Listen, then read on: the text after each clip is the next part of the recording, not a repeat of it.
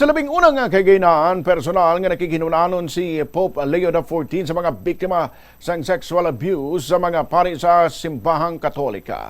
Sunod sa grupong Ending Clergy Abuse, isa ka international koalisyon sa mga biktima, ginlaragway nila nga isa ka makahulugan nga kagaynaan ng ilang pakigangot sa Santo Papa. Naglabot naman sa isa ka oras ang mga hinunanon sa diin yara man ang presensya sang anom ka mga biktima. Base sa reports ng Child Protection Commission sa Vatican nga ginpagawa sang Huwebes, napaslawan ang pila ka obispo nga maghatag sa impormasyon sa mga biktima kung paano ginahandle ang reklamo o kung may silot na ang mga miyembro ng simbahan nga nakahimo sang sala.